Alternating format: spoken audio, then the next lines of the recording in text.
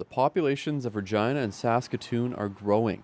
Saskatoon by more than 7.5% from 2016 to 2021, and Regina by more than 5%. Leadership in both cities are trying to keep up. In Saskatoon, the city has been considering a downtown arena to replace an aging SaskTel Center. The alternative, renovate the existing space.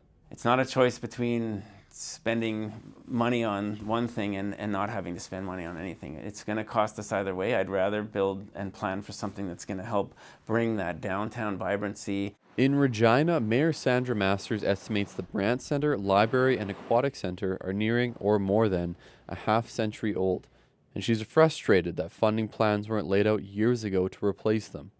It's issues like that that make population growth a double-edged sword. Cities simply don't have enough money. You've heard me say it. It's 8 to 9 cents of every tax dollar collected in this country goes to municipalities, but we have 60% of the infrastructure that exists within municipalities, and so you can't actually ever catch up. Part of Regina's assets are managed through REAL, Regina Exhibition Association Limited, but there are problems there with debt and money management.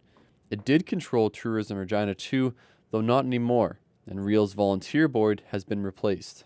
So what do you make of how that has played out? Oh, I think it's been pretty brutal, to be honest. And it's bananas what happened to the board of directors. I think it's incredibly disrespectful. Those volunteers, and some of them I had worked with on the board of directors, those volunteers give hundreds of hours of their time. They're smart people, they're respected business people, and I think there is a level of disrespect shown there which saddens and frankly embarrasses me. In 2023, both cities struggled with homelessness.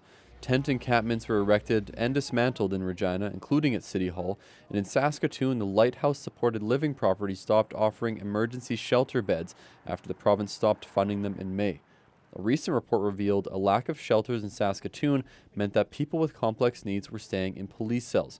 Mayor Charlie Clark wishes the city had a more cohesive system to care for people who are homeless and facing addictions and mental health issues. It's been not something I'm proud of, that in some ways a lot of those challenges have become harder, and the loss of families, families losing people to overdose, and some of the impacts of those things on families. And we are seeing it. And in 2024, both cities will host municipal elections.